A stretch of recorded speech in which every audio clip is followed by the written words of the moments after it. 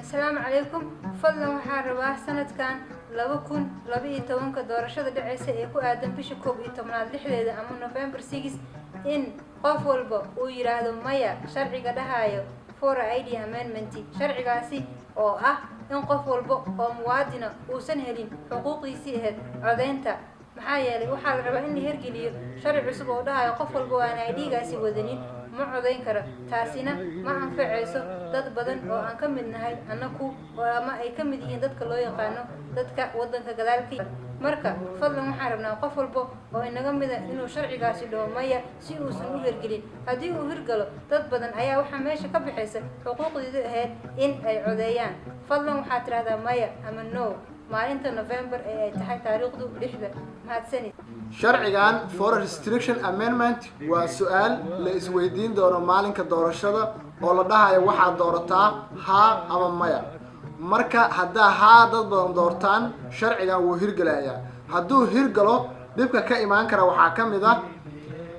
in dadka lagu qasbo inay ID addresskooda ku qoran ay haystaan taasna waxay ka goyn kartaa dad badan inay codeyn waayeen marka waxaan rabnaa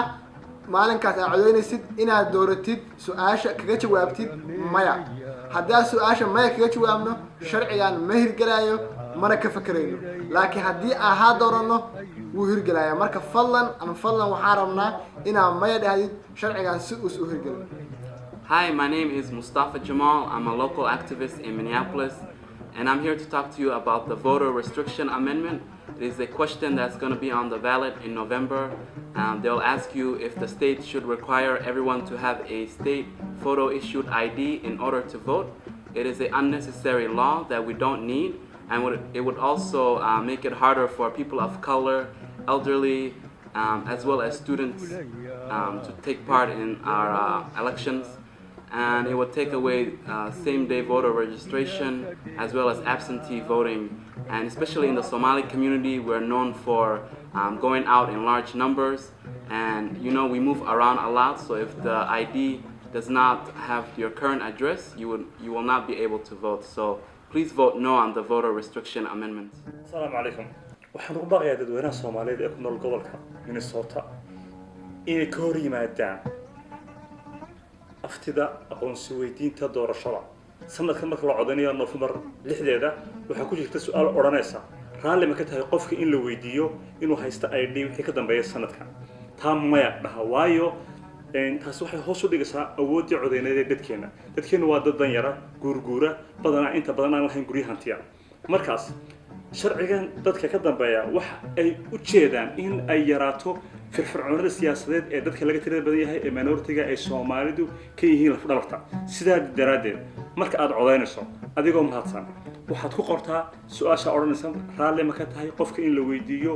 aqoonsi si uu codeeyo maya waayo sharcigaasi wuxuu xayirayaa awooddeennii siyaasadeed ku lahayn gobolkan taasina waxay saameyn ku yeelanaysaa xataa siyaasiyiinta iyo mas'uuliyiinta gobolka sidii ay ugu dhagnugulan jireen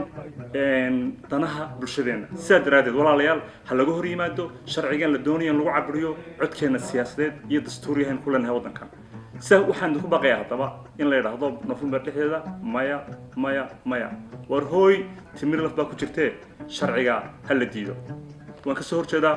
This proposed voter ID amendment that's going to be in our ballot on November 6th is unnecessary law in the state of Minnesota. I urge all my Somali Americans and my fellow Minnesotans to vote no and do not restrict the rights of voters. Please join me in voting no. So Asha marka la weydiiyo maalinta November 6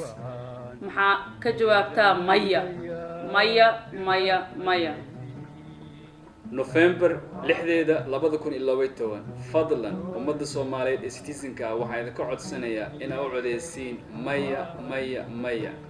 voter suppression-ka arinta caburin ku sameynaysa codka citizenka muwaadiniinta ah fadlan November 6deeda labada kun iyo labiyo toban u codee maya maya maya doo hanuun dhegaysan waanadu warkaygu dhaafayo dufaanan baati